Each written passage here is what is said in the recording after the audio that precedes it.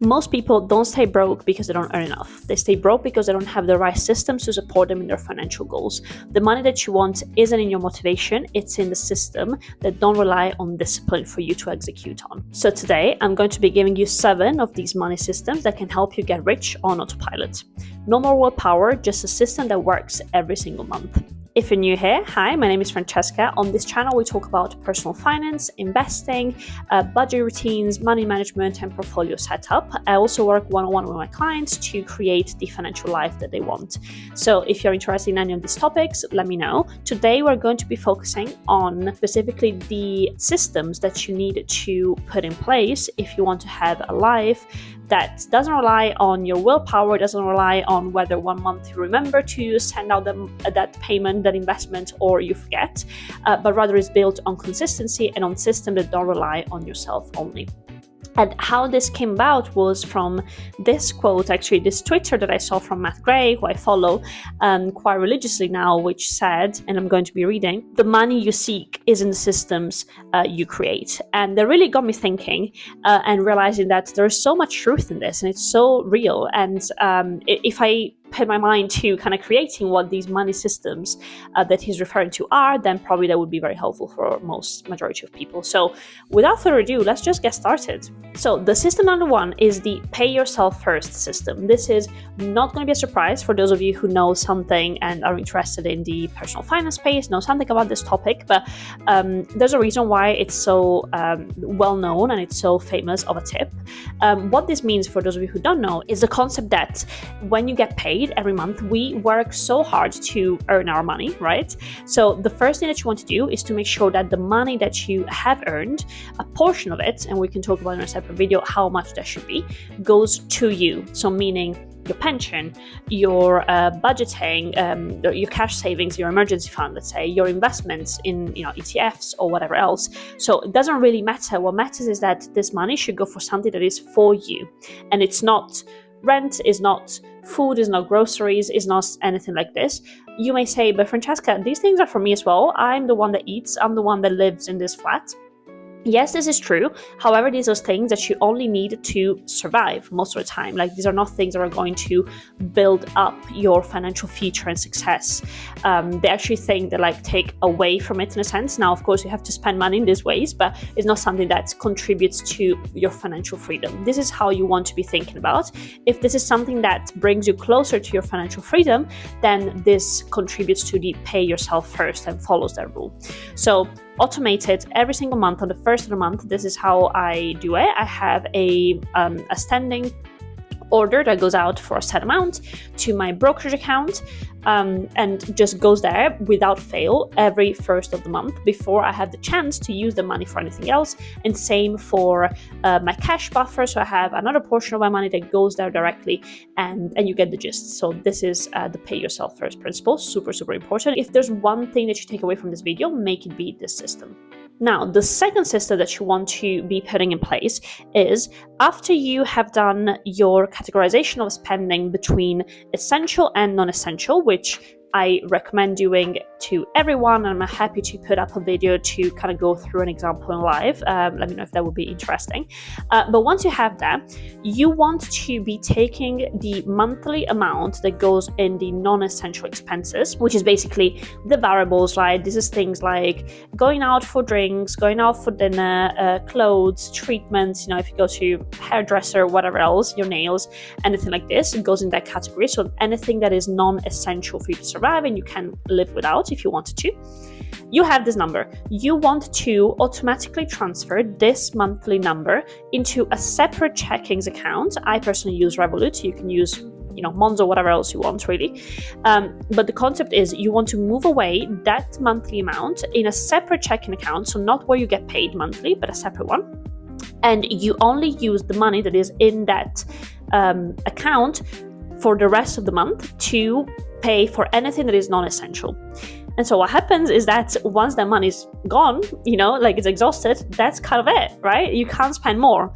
I mean, of course, if you wanted, you could transfer more money, but that defeats the purpose, right? So really, you should try to stay within the amount of money that is already transferred in that bank account. And I think for me, it's something that I'm fairly new to as well. I've experimented with it in the past month, really, and it's really changed the way that I approach my finances. And this is coming from someone that is really well into the space and has been for many years. Making that small little change has really made me that much more aware of how much I'm spending, but also as I'm spending, right? Because every time you pay with that, for example, I get an update of what my standing balance is on that Revolut account, and I can see, oh, actually I'm kind of going through my funds a little bit quicker than I would like. Let me tone it down a little bit.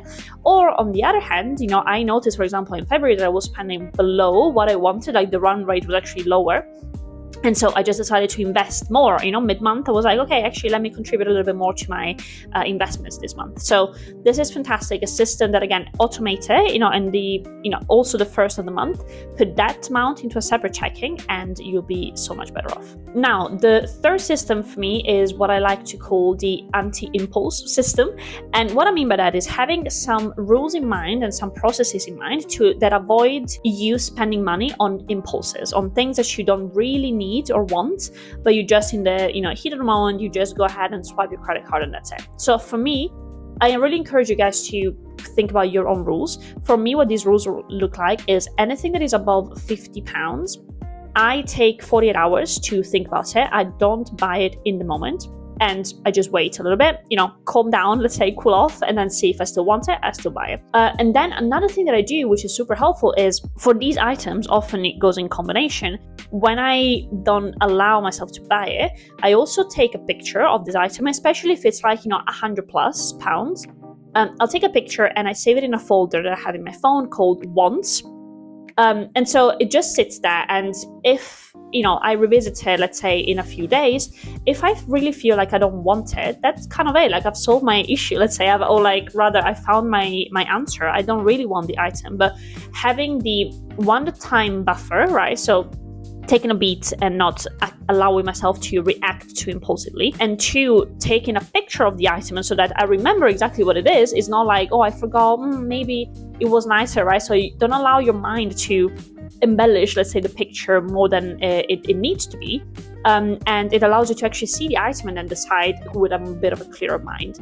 So this is not about also kind of chastising yourself or like not living a good life, right? But for me, it's really doing myself a favor by not giving in on, let's say, I'm in a bad mood, whatever, and so I want to find solace in immediate kind of like material purchases that rarely actually bring me any joy, to be honest with you, and if they do, then they still will bring me joys in 2 days, 48 hours or more, if I don't buy that immediately. So really, really helpful tip for me. The fourth system, or the fourth tip, is the bill auditing system. So we all know that subscriptions and things like these are all stealth taxes effectively. You'd be surprised how much money accumulates on a monthly basis on things that we only perhaps use every couple of, like once or twice in a month, but still are subscribed on a monthly basis. So the way that I have solved for this in my personal life is I have a dedicated, it's really only like an hour every quarter, really. So an hour every 3 months, where I go through every single recurring expense. And I do that by checking my standing orders in my bank account. Sometimes these companies ask you for permission to collect the money directly from your bank account. So you'll see that in the calendar in your bank app. Or, just by going through the expenses that you've had in that month and seeing, what the recurring ones are, you'll know likely what the categories would be. And also nowadays there are so many apps and kind of third parties that you can just install and will be able to spot any recurring expenses and kind of pull that automatically for you. Feel free to experiment with those. I think that can be very, very helpful. And honestly, just audit it. Just ask yourself, do I genuinely need this service? Do I use it? Do I want it? Or is it time to say goodbye? So here is really more about, it's a simple system, but it's more about remembering that it's something that you should be doing, and rather than just like, saying yes for something that you needed, in a given point in time and then forgetting and never checking it again. So if you build it into your quarterly money routine, then you will be able to decide if you want the service or not, and to stay on top of that in general. System number 5 is really for the people that have debt repayments in their life. I'm in a lucky position where I don't have right now, apart from the mortgage on my rental property, but I used to have student loan payments, student loan debt, which I repaid off last year. You'll be familiar if you follow Dave Ramsey, I think is the guy that kind of made it popular, but with the 2 types of debt repayment, the avalanche, so starting with the ones that have the highest interest fast and then going down, or the snowball, so starting with the lowest interest, lowest amount, and then kind of working your way up to create more momentum. Pick the one that feels better for you. Honestly, I don't have any strong feelings. It makes mathematically more sense to start with the one with the highest interest, right? And then kind of working your way down, but to each their own, because it might take longer for you to exhaust that. But the thing that works is to automate, and also we go back to that first of the month, just because it makes so much sense, right? And we want to prioritize that early in the month. So to make one over repayment per month and scheduling that in at the beginning of the month. And yeah, this is to create that additional momentum, right? And of course, I appreciate that is not always going to be possible, but that's why having a very clear sense of your finances, where your money is going or where it should be going, and how you can make that happen is super, super important, because you'll be able to see, okay, maybe if I cut down a little bit on my non-essential expenses, even like £100 a month, that really adds up, especially with interest that is above, 7, 8, or 9%.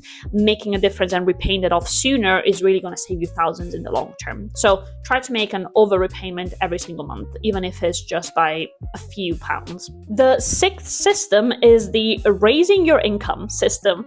And we all know that, saving on a set amount of money is capped in a sense, right? So once you get to, you can optimize it, you can adjust it, you can lower your lifestyle, massively if you wanted to, but it's always going to be capped.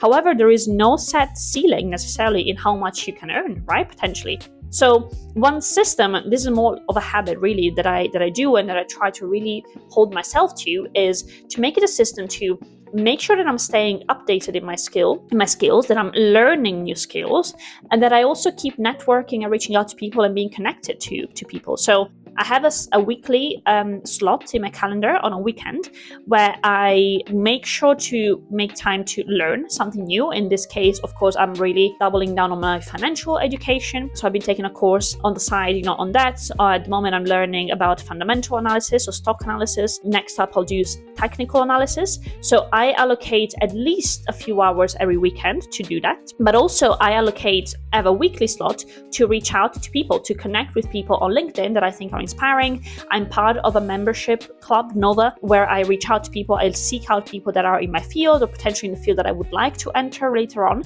And so I make sure to send at least 2 or 3, it doesn't have to be a huge lift, but 2 or 3 per week really keeps the engine going and makes sure that you are staying connected, learning what is out there, and potentially increasing your employability and your earning potential. Last but not least is the investing default system. And we kind of go back to the beginning where we were saying pay yourself first. That was the most important system that I wanted you guys to take away from this. The 7th and last is also super important and tied to that, which means invest no matter what. Whatever amount you have decided once you did your budgeting plan, and you understand what percentage you feel comfortable investing with for your financial goals, make it automated, make it automatic, and invest no matter what. What I mean by that is, don't pay attention to what the market is doing. Don't pay attention to people saying, oh my God, it's crashing, or oh my God, let's rush in and let's all buy this very specific niche ETF, crypto ETF thing. Just do your thing, choose your baseline portfolio. This is something that I work with my clients a lot, defining what your baseline portfolio should be based on your age, your risk aversion or risk comfortability levels, your long-term goals, etc. And deciding what the 2 or 3 max tickers would be of the ETFs that you want to buy. And just doing that no matter what, every single month, automated. Now, doesn't mean that you can't put aside some money for the more fun bits or like some investments that perhaps are not as standard, right, for your baseline. That's fine. And there are systems, and I work with my clients all the time to identify these systems and set that up. However, the majority of your portfolio needs to be in safe, let's say there's nothing safe in investing, but like more predictable and historically safer strategies and assets that you invest in no matter what, and rain or shine. So this is super important in the system that has really helped me. And again, I would automate it with the first of the month. When you do your pay yourself first, part of that will be investing specifically. So not only putting aside, let's say, cash for your buffer, your pension, whatever, but it should be investing for your future. So with that being said, this has been Francesca. I hope this was helpful, and I'll see you very soon next week with another video. Bye bye.